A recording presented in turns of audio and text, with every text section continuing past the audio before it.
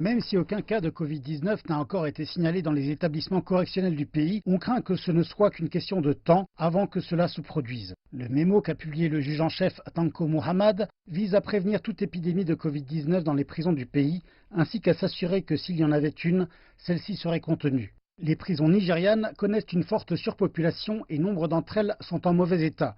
Les experts de la santé du pays avertissent qu'elle pourrait constituer un terrain fertile pour une transmission rapide du Covid-19. Ces personnes sont entassées ensemble dans les conditions les plus inhumaines. Elles reçoivent moins de soins que les autres gens. Donc si le Covid-19 devait se déclarer dans les prisons nigérianes, on pourrait s'attendre à un fort taux de décès à cause de ces facteurs de comorbidité supplémentaires.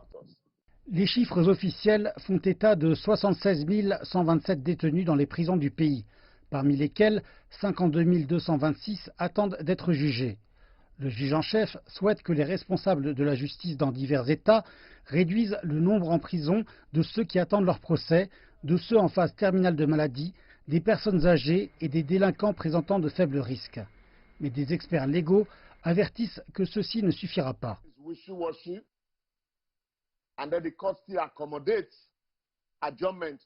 Une situation où les enquêtes sont bâclées et où les tribunaux adaptent les ajournements pour mettre de l'ordre dans de tels dossiers, tandis que les suspects sont en garde à vue, congestionnera les prisons.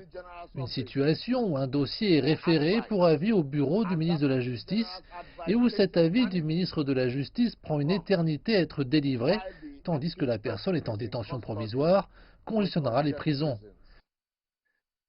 Une situation dans laquelle un tribunal peut auditionner un cas de façon sommaire et en temps voulu, et puis vous apprenez que l'affaire est ajournée pour un motif frivole. Cependant que l'accusé reste en détention provisoire, crée une congestion en prison. Donc les problèmes comme ceux-ci sont en fait ce qui congestionne les prisons.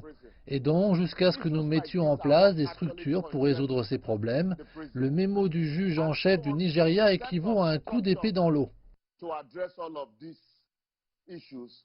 Avant la directive du juge en chef, la plupart des gouverneurs avaient déjà commencé à relâcher certaines catégories de détenus dans leur état respectif, dans le cadre de leur stratégie pour réduire le Covid-19.